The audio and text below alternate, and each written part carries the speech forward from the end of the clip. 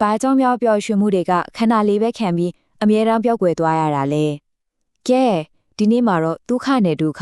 ဆိုတာတကယ်တော့ဒီငါပြတစ်ပြားရဲ့ဟိုဘက်ဒီဘက်လို့ဖြစ်နေပြီးဘယ်တော့မှမပြီးဆုံးနိုင်တဲ့တန်တရားစက်ဝန်းတစ်ခုထဲမှာဘယ်လိုလဲပဲနေတယ်လဲဆိုတာကိုစိတ်ဝင်စားစရာတသနာအမြင်တစ်ခုကနေတဆင့်လေ့လာကြည့်ကြရအောင်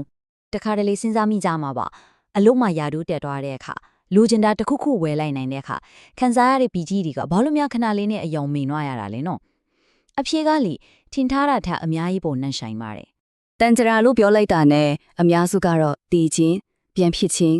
အဲ့လိုဘာသာရေးဘက်ကိုတွေးမိကြမှာပေါ့နော်ဟုတ်ပါတယ်ဒါပေမဲ့အခုဒီဆွေးနွေးမှုမှာတော့တန်တရာကိုအဲ့ဒီလိုကြီးကျယ်တဲ့အမြင်နဲ့ဖုတ်ပဲနေ့စဉ်ဘဝမှာလေဒုက္ခရောက်လိုက်တတဝလိုက်ပျော်လိုက်အဲ့လိုအပြန်အလှန်လွန်လည်နေတဲ့စိတ်ပိုင်းဆိုင်ရာစိတ်ဝန်းတစ်ခုဖြစ်ချင်းခက်ကြည့်မှာပါ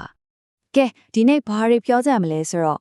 အရင်ဆုံးဒုက္ခဆိုတာဘလို့အလုပ်လုပ်တယ်လဲဆိုတာကိုကြည့်မယ်ပြီးရလူတဲ့အရန်လိုချင်ကြတဲ့ဒုက္ခကတော့ဘလို့လုပ်ပြီးဒုက္ခအဖြစ်ခံပြောင်းသွားရတာလေအဲ့ဒါကိုဆက်လေးလာမယ်နောက်ဆုံးမှာတော့ဒီတန်တရားဆက်ဝန်းကြီးထဲကနေလူမြောက်နိုင်မယ့်နီလန်းကိုအတူတူရှောက်ဝေသွားကြမှာပါ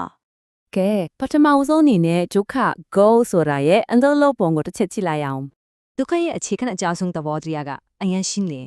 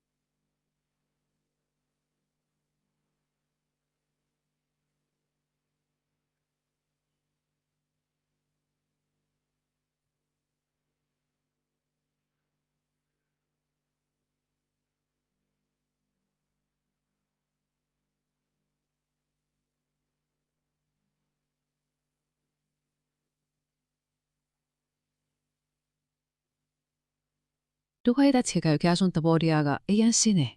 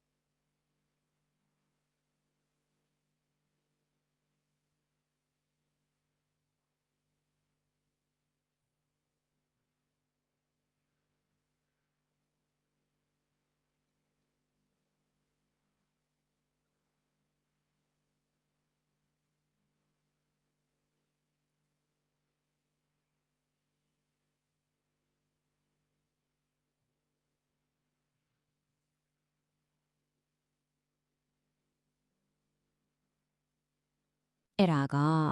ပါလဲဆိုတော့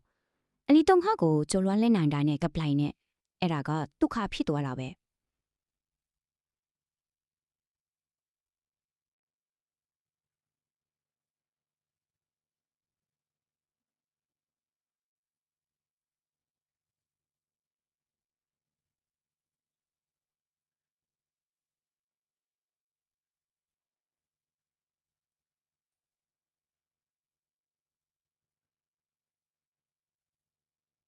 ဥပမာဗျာ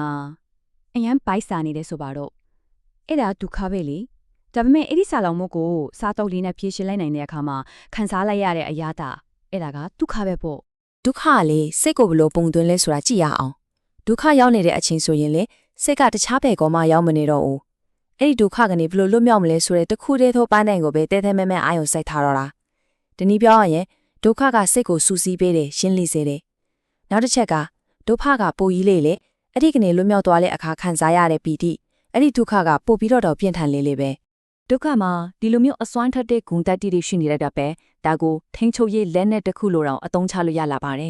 ဒီရင်းမြစ်မှာဥမာပေးထားတာကအာနာရှင်တွေဟာပြည်သူတွေကိုစာဝတ်နေရေးဒုက္ခတွေထဲမှာပဲနှမိုးနေအောင်တက်မင်ဖန်တီးထားတတ်တဲ့ဘာလို့လဲဆိုတော့အဲ့ဒီဒုက္ခနဲ့ရုံထွက်ဖို့ပဲတွေးနေရတာနဲ့နိုင်ငံရေးကိုစိတ်မဝင်စားနိုင်တော့အောင်လုပ်တာမျိုးပေါ့ဒီအချက်ကိုပိုပြီးမြင်သားအောင်စစ်တင်တဲ့ဒီရဲ့သဘောတရားနဲ့ရှင်းပြထားတာရှိပါသေးတယ်အခြေခံအသားဆုံးချစ်တဲ့အိတ်ချင်းစားချင်းတက်တောင့်တတညီရတဲ့အခြေအနေတွေကိုလုံးဝဖယ်ရှားလိုက်ပြီးဒုက္ခကိုတမင်တကာဖန်တီးပေးလိုက်တဲ့အခါမှာပေါ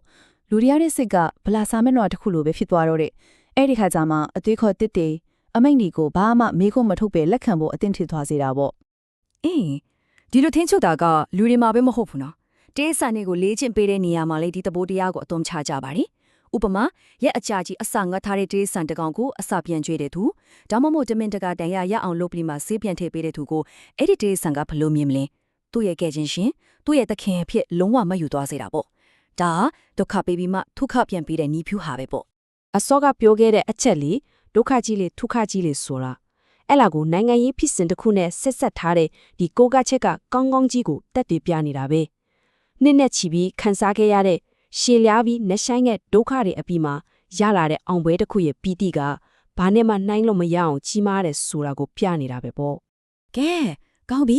ဒုက္ခကိုကြော်လွှားရင်ဒုက္ခရတယ်ဒါရှင်းသွားပြီနော်ဒါဆိုရင်အဲ့ဒီဒုက္ခကတော့ဘာလို့များတည်မြဲမနေပဲနောက်ထပ်ဒုက္ခတစ်ခုရဲ့အစာပြန်ချစ်သွားရတာလ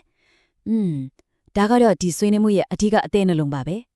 မင်းဟောကတော့ရှင်းရှင်းလေးပါပဲဒုက္ခဆိုတာကောင်းတဲ့ຢာပဲမဟုတ်လား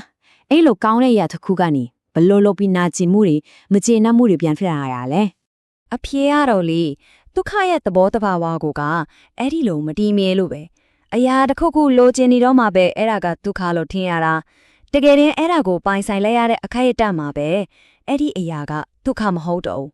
့ဒီချက်ကိုအရေးမြတ်ထက်ကတကယ်လက်တိကျတဲ့ဥပမာနဲ့ကြည့်အောင်အယမ်းကိုလိုချင်ခဲ့တဲ့လှပတဲ့အမျိုးသမီးတယောက်နဲ့လက်ထပ်လိုက်တဲ့ဆိုပါတော့အစပိုင်းမှာတော့ပျော်စရာကြီးပေါ့ဗျာဒါမဲ့အချိန်ကြာလာတဲ့အခါအဲ့ဒီအမျိုးသမီးဟာတာမန်လူတယောက်လိုဖြစ်သွားပြီးစိတ်ကလည်းနောက်ထပ်အသစ်ပိုပြီးလှတဲ့ပိုပြီးဆွဲဆောင်မှုရှိတဲ့နောက်တစ်ယောက်ကိုအဆုံးမရှိရှာဖွေတော့တာပဲအဲ့ဒီချိန်မှာပဲမကြည်နပ်မှုဆိုတဲ့ဒုက္ခအသစ်ကစတော့တာပဲပိုက်ဆံမှာလည်းဒီအတိုင်းပဲလိုအပ်တာထက်အများကြီးပို့ပြီးချမ်းသာနေရင်တောင်စိတ်ကကျဉ်တ်တဲ့ရောင်ရဲတယ်ဆိုတာမရှိတော့ဘူးပို့ပြီးဆိုတဲ့လောဘစိတ်ကအလိုလိုပဲလာရောဆိုတော့ရထားပြီးသားဒုက္ခကကျဉ်တ်မှုကိုမပေးနိုင်တော့ပဲမရသေးတဲ့အရာတွေတော့တောင့်တကြီးအဲ့ဒီဒုက္ခကိုပြန်မွေးဖွားပေးလိုက်တာပဲဒါစင်အဲ့ဒီလိုဒုက္ခကိုဒုက္ခဖြစ်အောင်အစိတ်ခက်လိုက်တဲ့တရားခံတွေကဘာဒီများလဲအရင်မင်းရာအဓိကချက်၃ချက်ရှိတယ်လို့ဆိုပါတယ်